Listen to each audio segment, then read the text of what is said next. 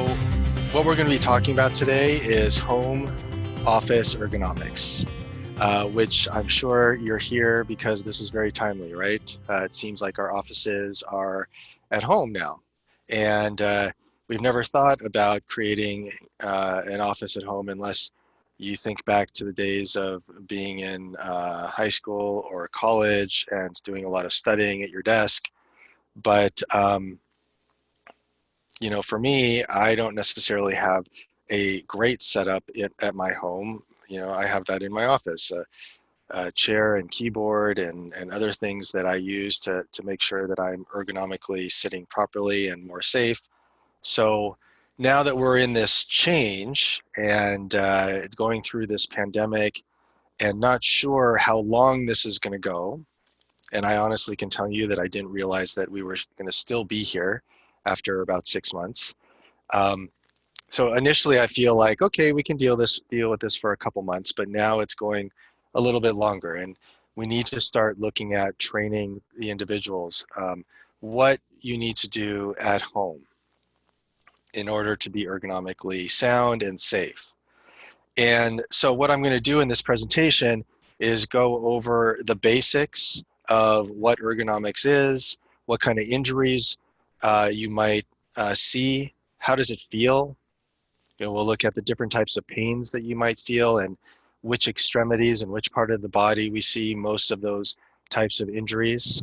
The benefits of doing proper ergonomics at home or in the office. What are the benefits? Because there's a lot. And then we'll get in deep into how to properly set up an office workstation. Looking at how you should sit, how your body should be in the chair, how your body is related to your workstation and how those should interact. And then I'll add a little bit of if you don't have a certain type of piece of equipment, what you can do at home to sort of fudge that a little bit.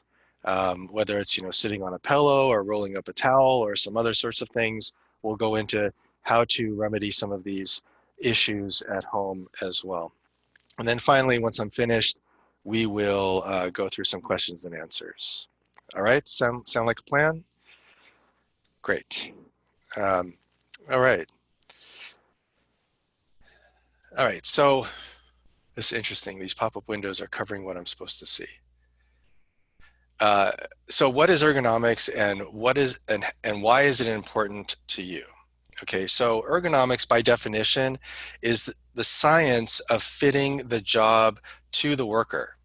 Now, way back when we started doing a lot of repetitive motion, especially in the automotive industry, it was really thought that we have this assembly line, we put a worker at it, and it doesn't matter what size the worker is. If the assembly line's too low, they have to bend over. If it's too high, they have to reach up. There was no sense of making the assembly line flexible where it can adjust up and down so it can fit to the worker. And now that's all changed.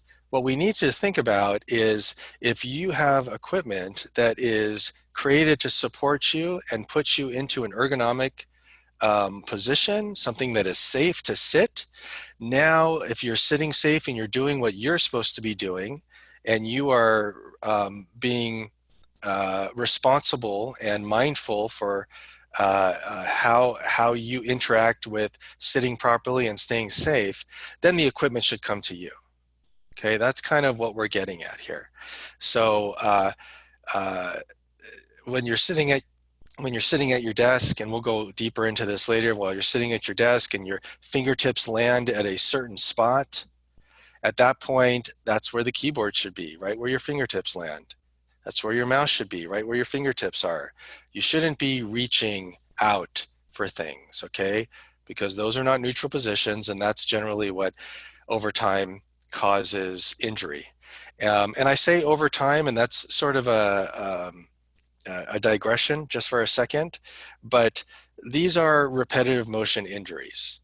Okay, so it's doing an injury over a long period. It's doing a certain motion over a long period of time that will eventually lead to some sort of sprain or some sort of strain in your back. So for instance, if I'm reaching forward and I just keep my arm out here for hours and hours and hours, it's going to start getting tired, and it could potentially get injured because this is way too long to have my arm sticking out, right? That's what we're talking about. Being in a awkward posture or repetitive motion for a long period of time could end up causing some sort of strain. And we've all been there, right? Maybe we're going through it right now. So my neck is kind of tight and I feel like I need to stretch it, or my shoulders are feeling tight, or there's some muscle issues, or I feel like a nerve running down my arm. There's a lot of different things that could be going on. And I believe that is from either awkward postures or repetitive motion. So that's number one, science of fitting the job to the worker. Number two, it's important because it reduces the exposure of musculoskeletal disorders. We'll see that's called MSDs, and those risk factors. Okay, so if you're able to have a properly set up workstation and you're sitting in a neutral position, you're less likely to be exposed to potential MSDs. Okay, and then finally, the great thing about this is there's a whole industry that engineers equipment specific for our needs. So it involves engineering, which means they engineer keyboards to look a certain way. They engineer keyboard trays to move in and out and up and down to accommodate many sizes. They engineer different types, different types of mice that we use depending on, you can't really see it, depending on what you're working with and what kind of issues you might be having. I love recommending certain types of mice for people that are going through carpal tunnel because we have great selections on those and they're fun to use. So engineering controls, and then finally administrative controls. So the difference between those two, an engineering control, you want to think of as something that's engineered, it's put in place, it does its job, and it's always going to do its job. Okay? It's an engineered piece of hardware, and that's all it is. Administrative controls are a little softer, a little more about you and your personal responsibility for how you interact with these engineering controls. Okay, so you have a personal responsibility every day when you get in your car to put on your seatbelt, right? That's your personal responsibility. The seatbelt is there and it's engineered, but it's not going to do it itself unless you pull it over and lock it in. Right? So that's part of the administrative control. You have a certain job to interact with the engineering in order to make everything fit together. Okay, does that make sense? Okay. All right, so I just wanted to start out with something positive before we get to some of the injuries. First, the benefits of ergonomics. And there's a lot of benefits here. Okay, so before we get to those benefits, if you just look at the cartoon, Homer Simpson, you can see that there's a big difference here between him sitting properly in the upper left and improperly in the lower right, right? And you can choose which one are you. I think we're probably a little of both, depending on either how stressed out we are or just whatever our habits have developed over time. And we'll go more into this, but just from clearly looking at this quickly, the way Homer's sitting on the lower left does not look like a good proper way to sit. He's not supported, and it looks kind of painful, right? But on the upper left, if he is sitting properly, he looks a little more alert, a little more refreshed, and able to continue the work, and is not feeling a lot of pain. Okay. So when we look at the benefits, number one, decreased injury risk, right? So that's really the last thing that we want here in this process of looking at ergonomics, but also just working on the campus.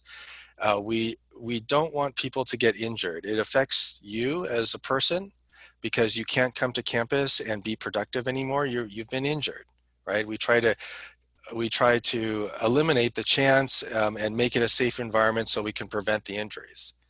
But then if you see people in your department starting to get injured. It really affects how the whole department feels. Oh my God, I'm working in a department where everyone's getting injured. Why is this going on? Maybe this is not a good place to work. But if everyone's working really well and they're all safe and there aren't a lot of injuries, it improves morale, right? If you're able to decrease the amount of ergonomic injuries and people are working safely, and you can see that they're not as tired as they usually are because they're sitting properly, that improves morale, right? Increased productivity. You'll have more energy. You won't be slouched over and activating muscles that you don't need to. It decreases mistakes or rework because you're more alert. It increases efficiency.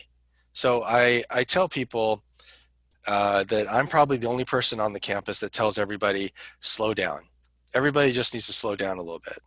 Um, just don't tell Dr. Jeffrey that, okay? But I'm just kidding. Uh, just people need to slow down and think about, how do I work safely first? That's the first thing that you should be doing, okay?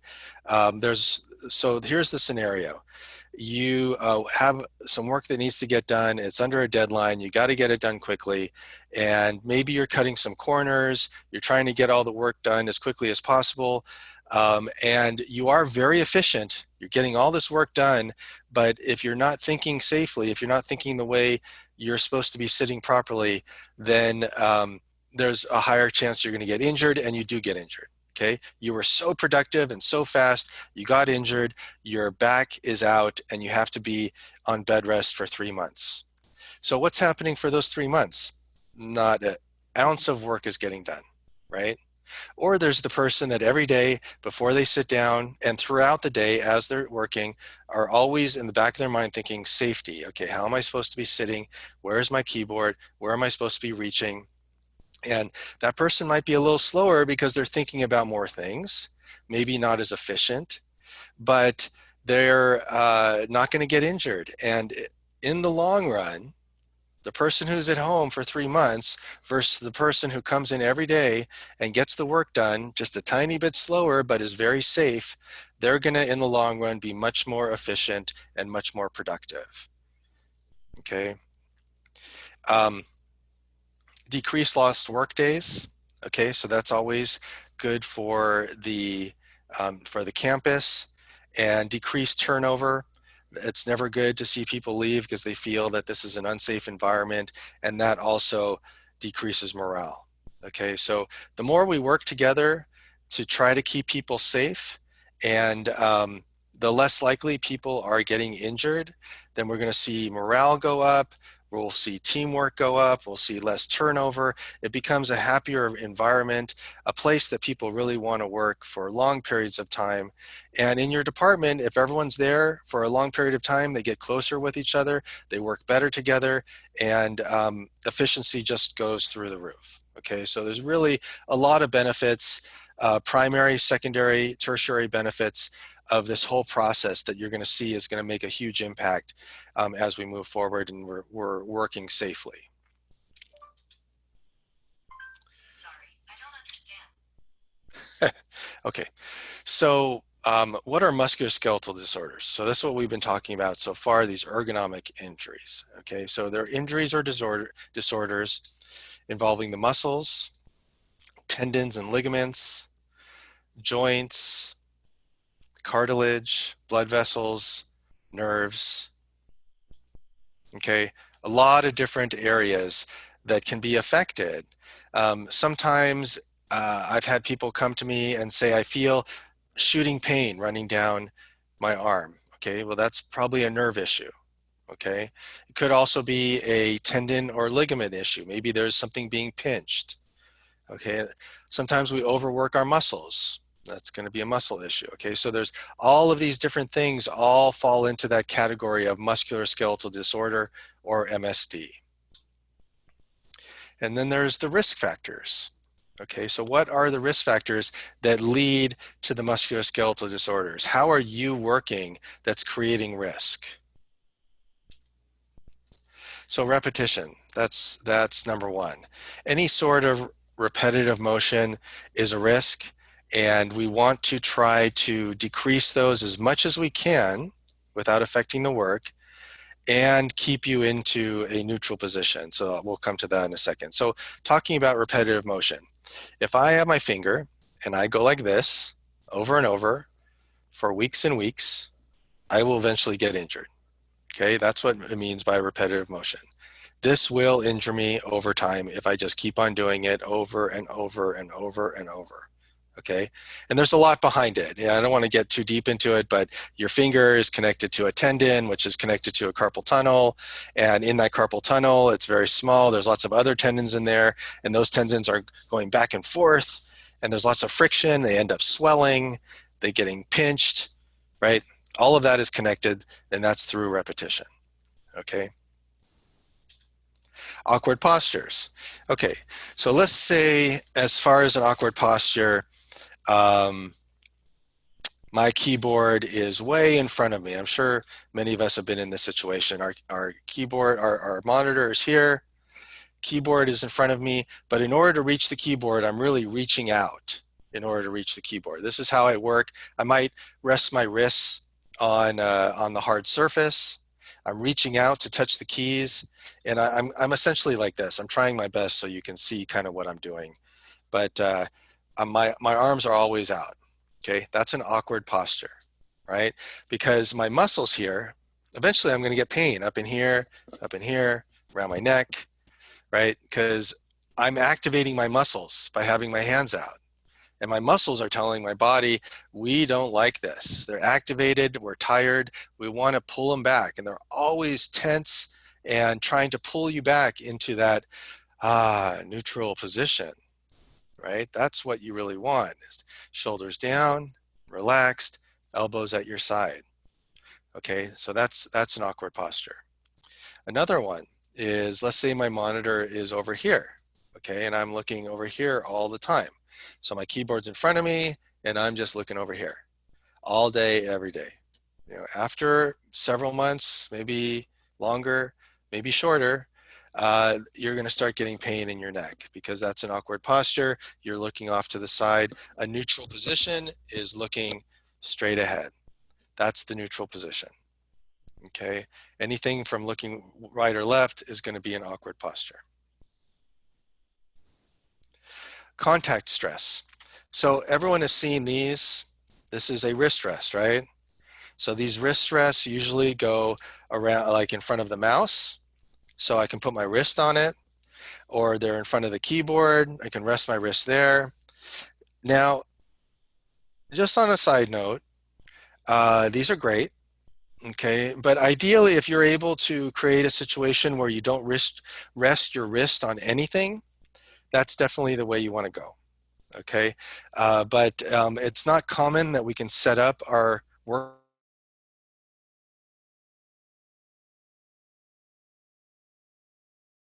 or on a tabletop that you have at work. Okay, that's just a hard surface.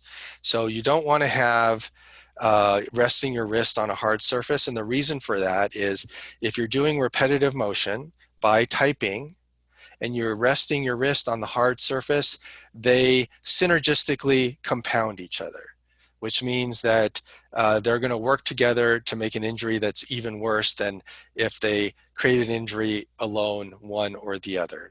Does that make sense?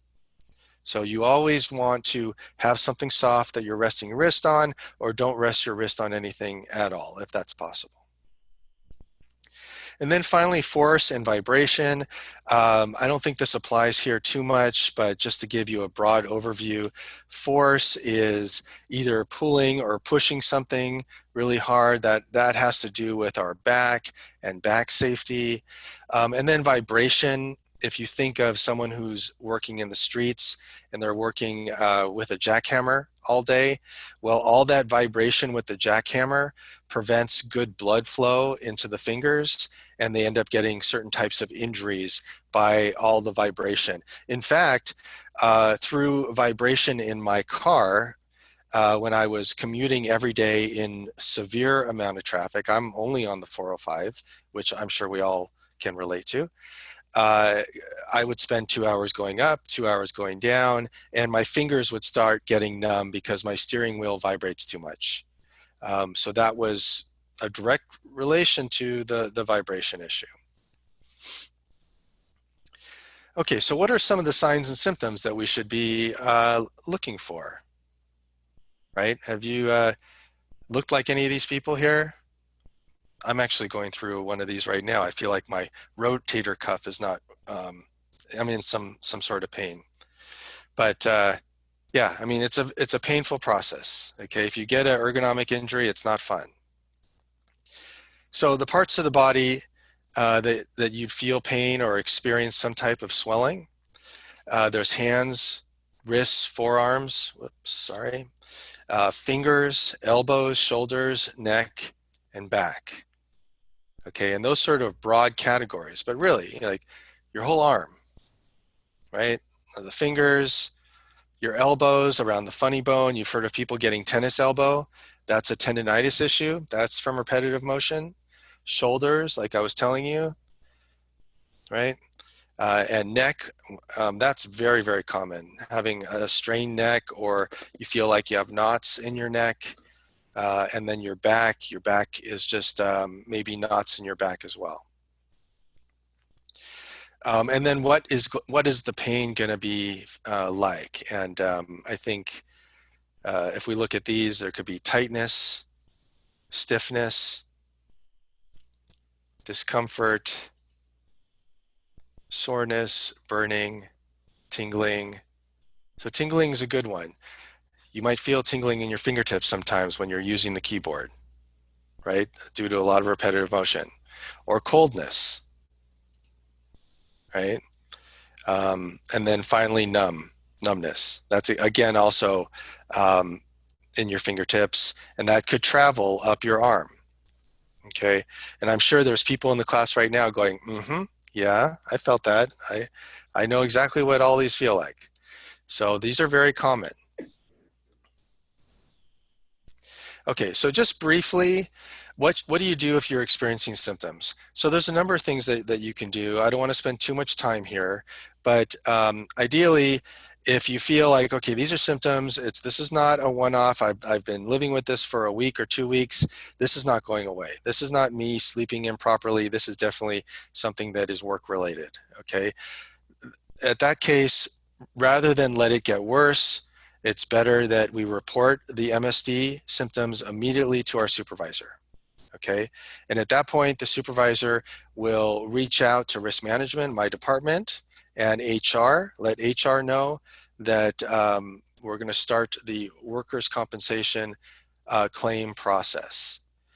And at that point, once we've created the workers' compensation claim process, then we would send you to our occupational health physician clinic, and they are trained specifically to look at your symptoms, look at what's going on, and determine whether or not there is something related to work that is causing these symptoms. And then we get an official report that, yes, this claim is valid, this is what's going on, and this is our recommendation for what this person needs to do from this point forward to go through and get better. And it could be a number of things. It could be less typing maybe, or taking more micro breaks, or going to physical therapy. So there's a number of solutions, and it could be all of the above. And then cooperate in reducing the risk factors. Again, that goes to personal responsibility. So the physician might say, well, we need to do an ergonomic assessment. And I would absolutely say that we would need to do that. So we go into your office, take a look at what the setup looks like, and try to make recommendations so we can achieve as many of these ergonomic ideals and neutral positions as possible. But then going back to personal responsibility and mindfulness, then it's really up to you to say, okay, I'm in my car, I need to put on my seatbelt, right? So that's just an analogy. I'm at my desk, I need to have everything at my fingertips. I can't lean forward. My feet have to be on the floor. I can't cross my legs. All these things that have been habits that you've done your whole life, now it's going to be something that has to be in the forefront of your head. This is how I need to sit from this point forward. Okay, so we're all doing our parts to make sure you're okay. Okay, so this is just a real quick true or false quiz. So true or false, ergonomics reduces exposure to MSD risk factors. And that would be true. Okay, I'm sure you all got that. MSDs affect only the wrists. False. Okay, an example of an engineering control to prevent MSDs is alternating tasks. You know, I don't think I discussed this enough. If you say false, then you got it right. So let me just explain this a little bit more if I didn't touch on it enough. An engineering control is a control, like I said, that's engineered. Okay, it's the keyboard, it's the chair, it's the mouse. But an administrative control would be a control where you're alternating tasks or you're taking micro breaks. It's how are you changing what you're doing over time so you're not consistently always in front of the computer typing and doing repetitive motions. That's the administrative control. Okay, so when it says an example of an engineering control to prevent MSDs is alternating tasks, it's not the engineering control, it's the administrative control. Okay. And then finally, report MSD symptoms only after you've seen a doctor. And that is false. You want to report them, get the workers' comp claim process going, and then we'll send you to our clinic to be observed by our occupational health physician. Okay.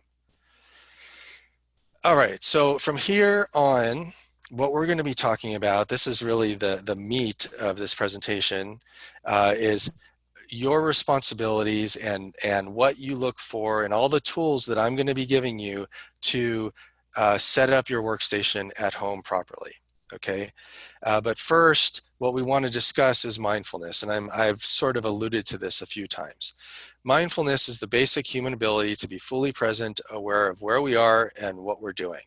And any of you that have been through my safety training recently for COVID-19 probably got an earful of this already. This is the most important thing that our campus can be doing right now above everything else, because it keeps all of us in a mental state of be here now, be present, be aware of our surroundings and what we're doing, you know. And not to get off track here, but if you think outside of ergonomics, when you're outside, you wear a face covering. That's brand new, but we got to be mindful of that. What else? We should be washing our hands more often. We should be socially distancing. Okay, these are things that we never thought about before, but now we're thinking about them all the time because we're mindful about it. You know, and whenever I walk into Vaughn's and there are a million people everywhere down the aisles, I'm always thinking, how do I stay at least 6 feet away from everybody? Is everyone wearing a face mask? I just concentrate on what I'm touching and what I'm grabbing off the shelves. So as far as mindfulness for ergonomics, mindfulness is how am I sitting in my chair? Okay, that's an example. Am I sitting all the way back? Am I sitting against the backrest? Is the backrest situated properly to support my lumbar? Are my feet flat on the floor? It's my feet that are supporting my back. Are my shoulders down? Am I looking straight ahead? Are my elbows and wrists in neutral positions? This is all mindfulness. And this is the process, like I said, the safety process that you need to go through before you start your work and throughout the day as you're working. Okay, just being present, being mindful of our body movements. Okay, just on one more side note, we'll go to the next screen. I used to work in another location where whenever we had new employee orientation, I would start out the session by having all the new employees get up and we would go through various moves of Tai Chi. And Tai Chi is a slow moving martial art, right? So that means that you look like you're doing karate, but it's all in slow motion, right? I would start out with some very simple moves and progressively get more difficult. And what I would see is the simple moves were easy for people to do, but as you get harder and harder, I would be telling the individuals, well, you're going to be moving to the right and breathing in, and this hand goes here and this hand goes there. And then you move over to the left and you breathe out, and this hand does this thing and this. So now you're thinking about hands doing different things. You're thinking about when to breathe in, when to breathe out, how to twist and turn from one side to another.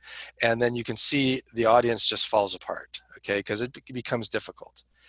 So that's me planting a seed there, showing you that whatever it was difficult that they had a hard time doing, they would probably learn it within a couple minutes and it would all be fine.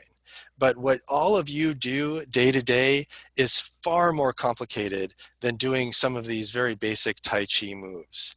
And it requires mindfulness all the time. And I think that's one of the things that we've sort of lost in our day to day of just being overwhelmed with everything we have going on. We're commuting, we're working, we have spouses and we have children, and maybe we're going to school, and there's just a lot. And now on top of that, we have this pandemic, which makes everything else hard to think about, right? Um, and so in doing this Tai Chi exercise, I felt that at least it's planting a seed, letting them know that was a complicated process, which makes it even more so you need to be mindful when you're doing things that are way more complicated. When I'm sitting at my desk, I'm probably doing 5 or 6 things at once, all at the same time. And that's really unacceptable. But that's the reality of the way we work. So the way out of that is to slow down a little bit, be mindful, take 30 seconds to a minute and go, how am I supposed to be sitting? How am I feeling? How are my shoulders feel? Am I feeling a little stressed? Is my neck feeling a certain way? Just do a check-in, get back to work, okay? All right, so posture and neutral positions. So number one, you want to maintain a good posture. We'll get to more of that in a second. If sitting, try to ensure that the small of your back is supported and your shoulders are relaxed. You really just want to feel relaxed. Again, it might be hard for some of us. It's hard for me. I really have to make a point and be mindful of just to have my shoulders down and to try to be relaxed and to approach my work in a relaxed way. Okay. If you're standing, keep your legs, torso, neck, and head approximately in line and vertical. Don't slouch, lean, or twist side to side. And I'm going to have examples of all of these, but this is just the basic idea. When we're talking about neutral positions, we're talking about the most relaxed position you can be in your body. Okay, and there's certain positions that we're going to be looking at that lend us to that. Okay, all right. So computer workstation. And what we're going to do is refer to this gentleman on the right. Okay. All right. So in the computer workstation, you want your head to be vertical and facing forward. Awkward posture is looking to the right or to the left. So you're always facing forward. And how are you going to face forward? Your monitor needs to be in front of you. Okay. And as far as monitor height, and I might say this in a couple seconds as well, but monitor height needs to be the top of the screen. The top of the screen has to be level with your eyes. Okay, that's going to be the neutral position because your neck wants to be slightly looking down on your screen at about a 30-degree angle. Okay, in addition to that, you want your arms to be about, or you want your monitor to be about arm's distance away. Okay, so that's the distance the monitor should be and the height the monitor should be. That will get you neck into a neutral position and head facing forward. A tilted head puts stress on the neck. It's an awkward posture. So if your monitor is a little too high, all of a sudden you're going to be like this for every day, all day, and that's going to put strain on your neck. Or if your monitor is down here and you're looking down, okay, maybe you're slouching a little bit, or maybe your neck is just down. Okay, that's not a neutral position either. Puts stress on the neck and shoulders. And then minimize head rotation. Okay, you should really have what's in front of you. So I know the big trend these days is let's have 2 monitors. Let's have 3 monitors. I'm shooting for 5 monitors. I think that would be great. I would love to get 5 monitors. But the problem there is which monitor are you looking at?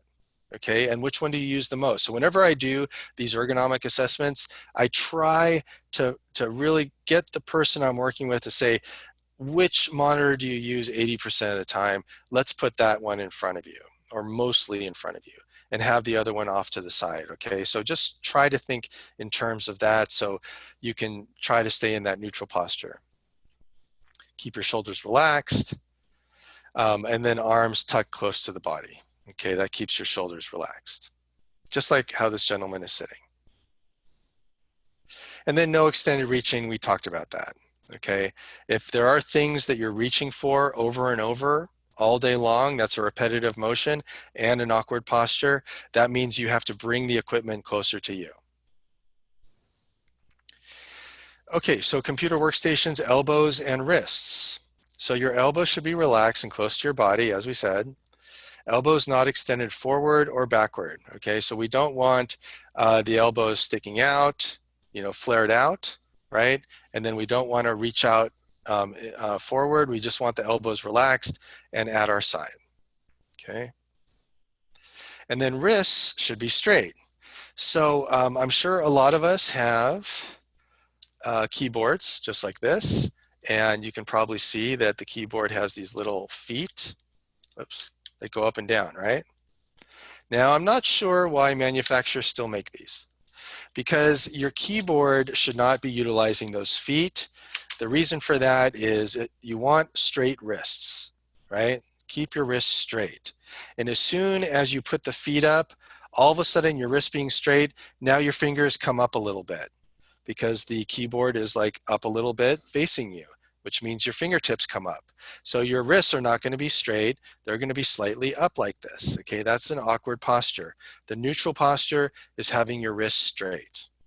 Okay, and especially if I have one of these wrist rests and I put my hands on the wrist rests, that's even better because now my wrists are level with the keyboard and it's keeping my wrists straight. Hands not flexed up and down or bent inward and out. So we sort of talked about that. We don't want the hands flexed up, don't want them flexed down, and then we don't want them bent right or left. So how many of us, when we use our mice, we hold the mice probably like this, which is improper, and then we are constantly moving them around like this, right? That's how we use our mice. And that's not your fault. The mice are not the best these days.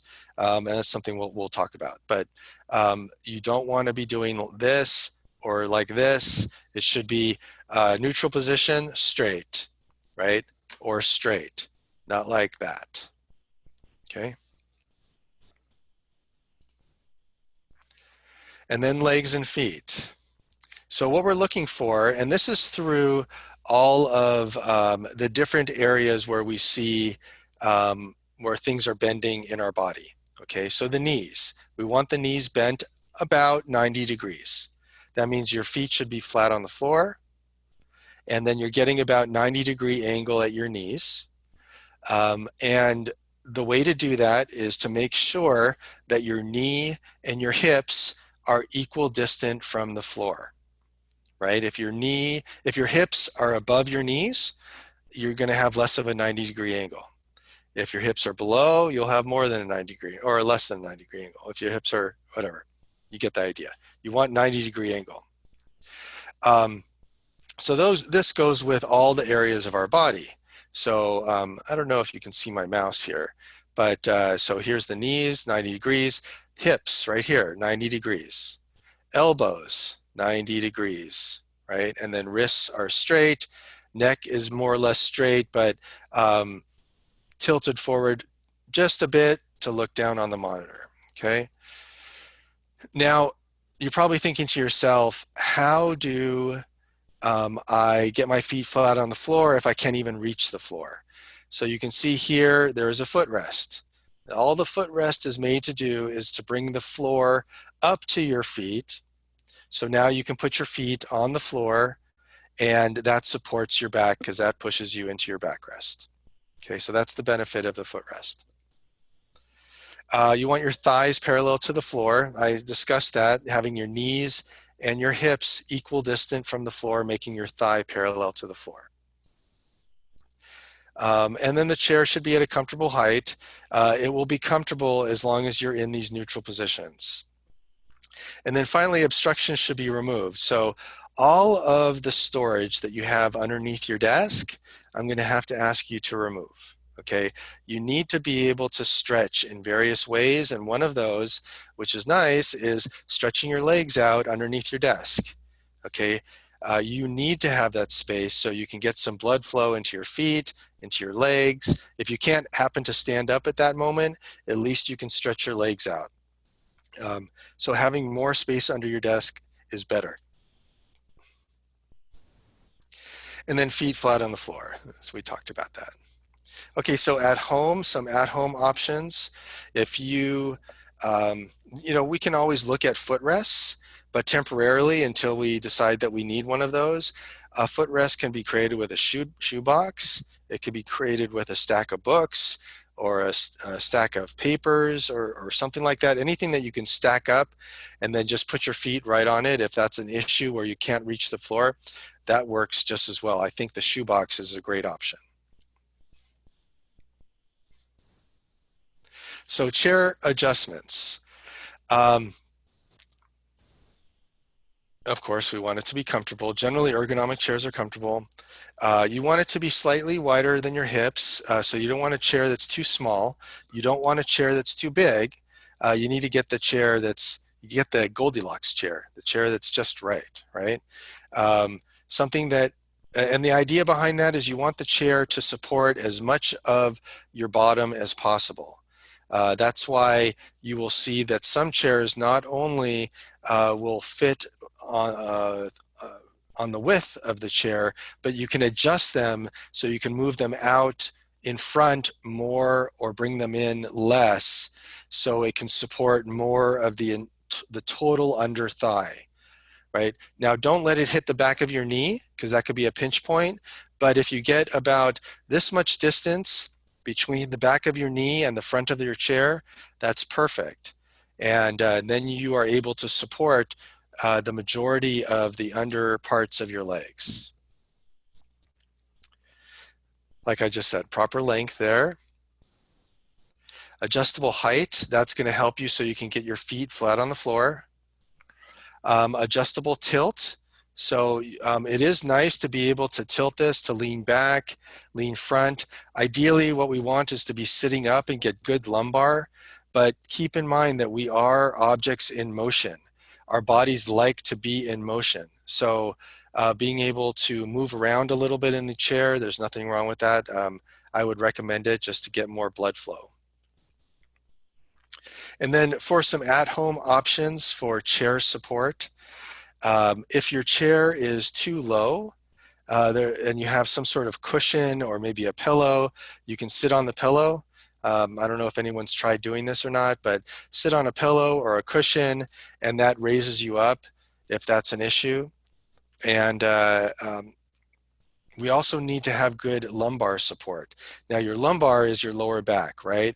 And if we look at how our back spine is curved, it goes in towards the lower part, that's the lumbar, and then it goes out during the upper part of the back. So lower lumbar, out at the upper part of the back, and then your head straight up.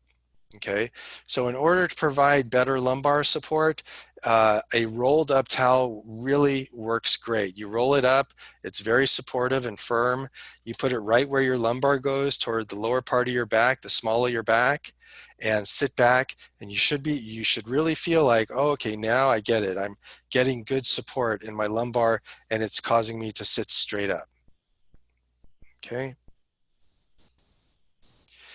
All right, computer monitor. So we talked about this a little bit. Directly in front of you, arm's length away, right? You just use your arm to see how far it should be. proper height so the head is level. See that her eyes are at the top of the screen, slightly looking down onto the screen.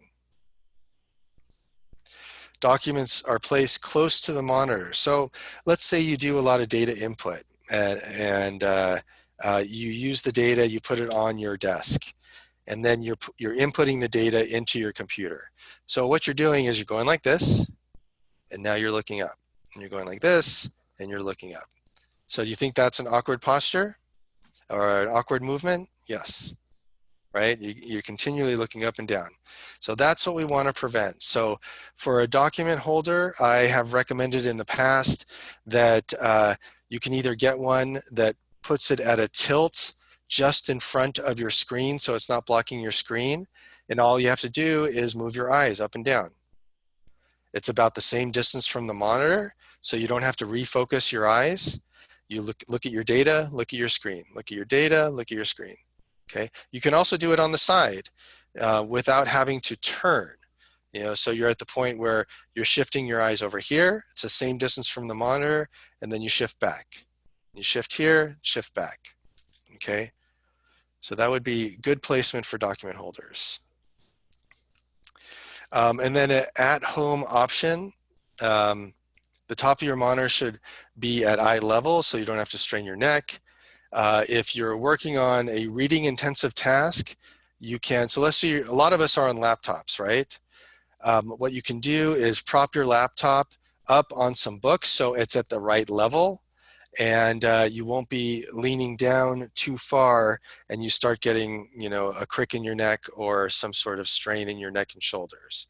Okay, so we do have risers that we use at the campus, but you can also use maybe some reams of paper or some books. You can raise up your monitor or your laptop to the proper level so you can get it at that eye level that we need. Okay.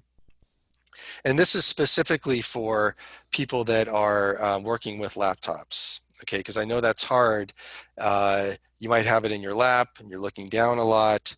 So putting it on some books is going to be very helpful, but it's likely that if you have a laptop and you put it on some books, you can't really type like that, right?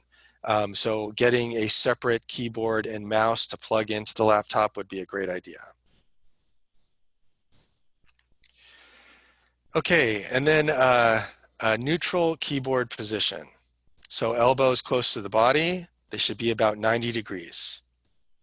Wrists flat, a lot of this stuff we've been over already. Hands are not angled up or down. Okay, using the mouse. So I am about to blow your mind. Okay, you ready? You sitting down, hopefully? You've been using a mouse completely wrong all of these years. What you need to do, and it's hard, and it's understandable why we use the mice, okay? But with a mouse, these are made so you take your palm and you put it on the mouse, okay? That's how we're supposed to be using the mouse. But of course, now my fingers can't really touch the buttons because the mice are too small, right? So it's hard. But if you're able to put your palm on the mouse and somehow push the buttons, that's how you should be holding the mouse, because from here, not only is your wrist supported, so you don't need a wrist rest, but it sort of creates a situation where you have to move the mouse with your elbow. Okay, when you're moving the mouse like this, when your palm is on it, you should be moving it with the elbow, because it's hard to move the mouse like this at this point. Okay, your wrist is completely on it. Shoot. And your mouse is completely on, your palm is completely on the mouse, and you want to move the mouse with your elbow, not with your wrist. That's what they were made to do. From this picture right here, you can see that the hand is grabbing the mouse on either side. Again, that's an awkward posture. It's activating your fingers. It's using the fingers to move the mouse. That's not what we want to do. We want to rest the mouse, rest the palm on the mouse. Okay. Keep the wrist straight in a neutral position, just like we've talked about. We want the wrist to be straight. Position the mouse properly. So If you're sitting in front of your computer and you're sitting properly, remember the equipment comes to you. So wherever your fingertips land, that's where your keyboard should be. And now positioning the mouse, that's where your mouse should be.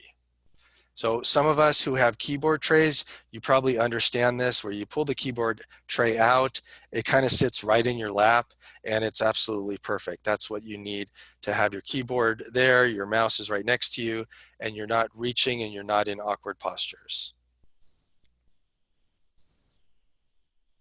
And if you start feeling some sort of strain or tiredness, it's perfectly fine to move the mouse to the other side. Okay, so what's a good work area? Just like what we've talked about, there is the non-working area, the things that you don't want to reach for. You're hardly ever going to use that stuff.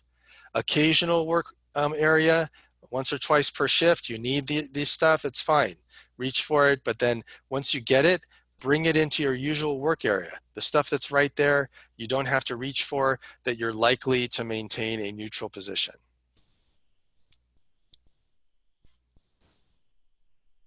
Okay, now remember we talked about administrative controls?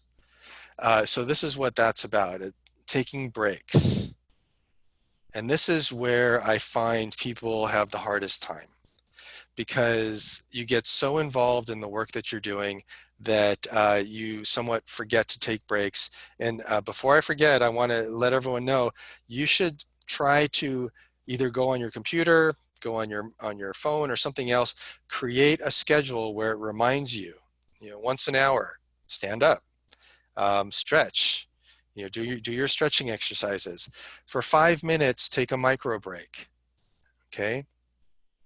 Also, within that period of time of an hour, see if you can find other tasks to do than just sitting at the computer.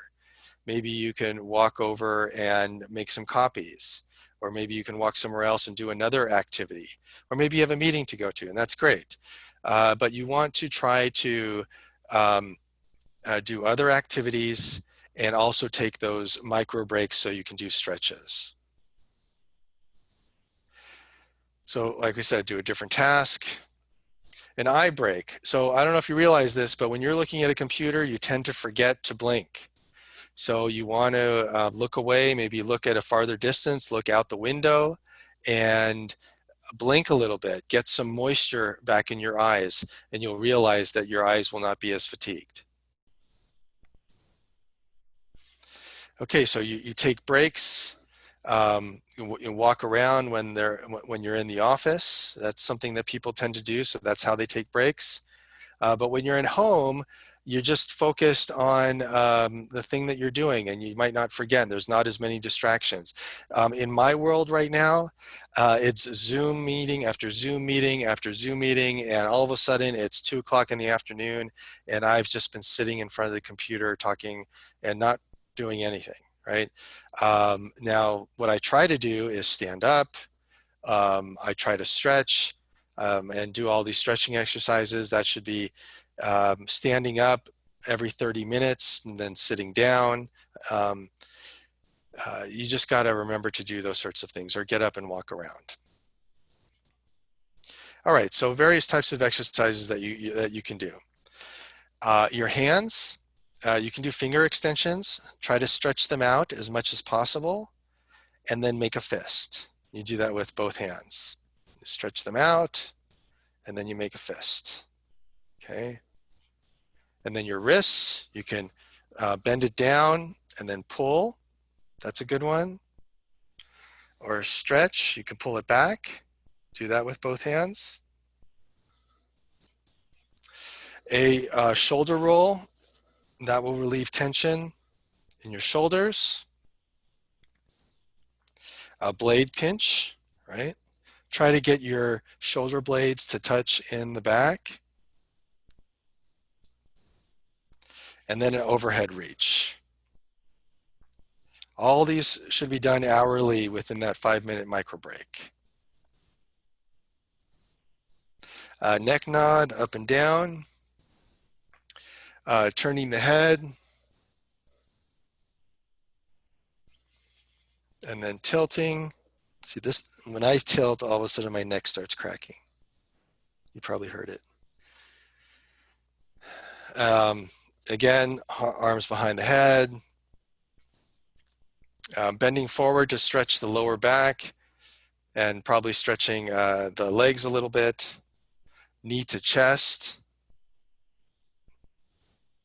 And then bending back. So here's all the different stretches. And I can send these to Estella and have her send it out to the group so you don't forget about what you can do as far as stretching. Okay, so now really quickly before we finish up here, I have a video that I'd like to show you. Now these are different stretches. What we find is oftentimes the median nerve and the ulnar nerve are cause for nerve damage. The reason for that is you want to stretch your nerves, just like you stretch your muscles. And it's called flossing the nerve. It's not just stretching it, but it's also having it floss between whatever it's moving through, okay? It sort of lubricates it so the movement is easier and it's not getting pinched. So what I've done here for the median nerve and also for the ulnar nerve is the list of steps that you have to do in order to do these stretches. But what I'm going to do right now is show you a video, and this gentleman is going to go over these exact stretches. I would recommend that you try it right now if you can. These are such great stretches. I'm so happy that you're going to get a chance to see these. Okay, so in this video, it starts about minute 3, and he's going to go over both the ulnar stretch and the median stretch. I don't know, can you hear that? I'm sorry. Here we go. Make sure that we have a nice lengthened spine, and we're going to work on this arm. So you're going to let the arm hang by your side.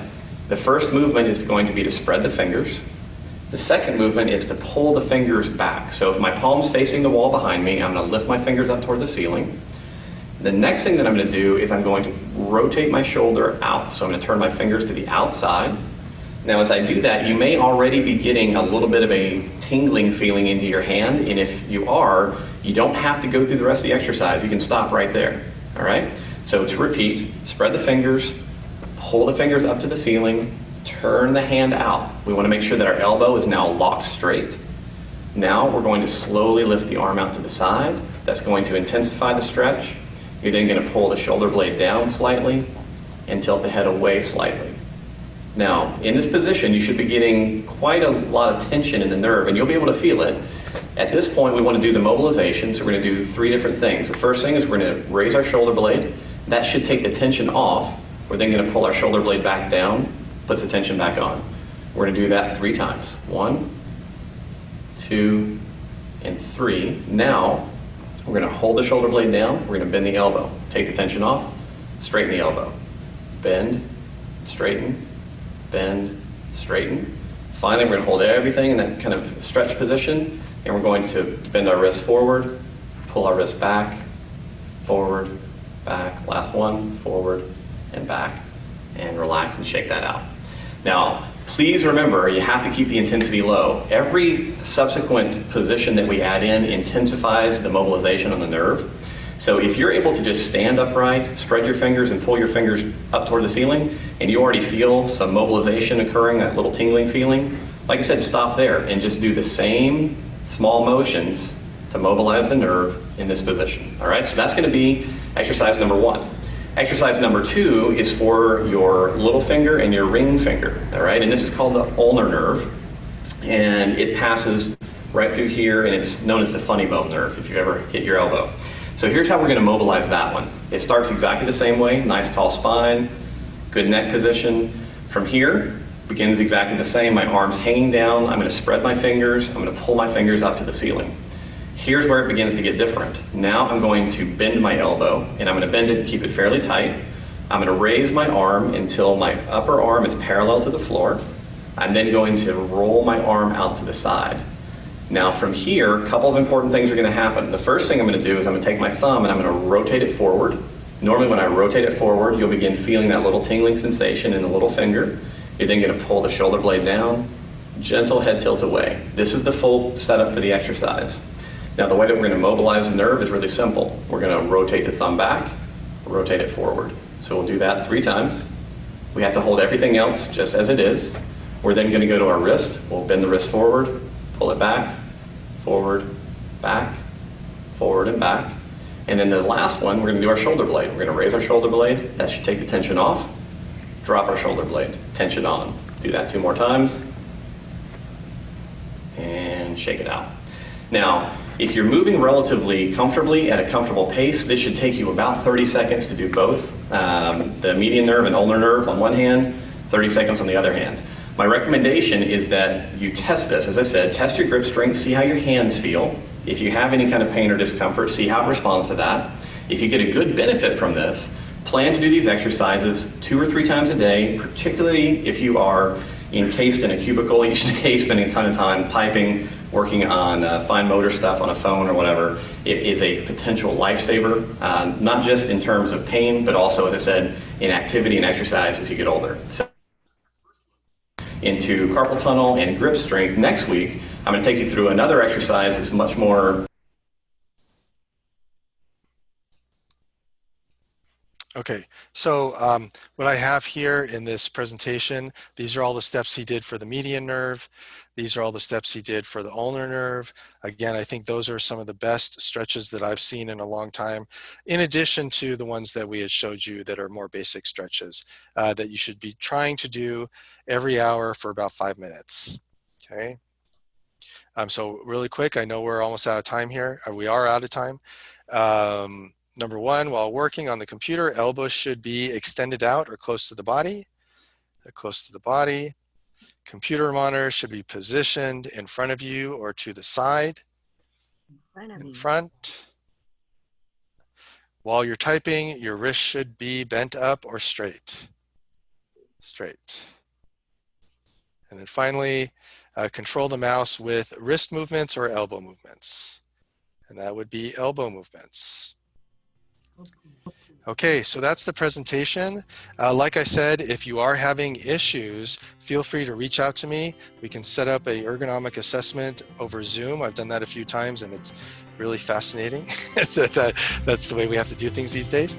And I'm happy to help and help guide you through the process if you feel there is some sort of tension or stress that's happening to your body by working from home.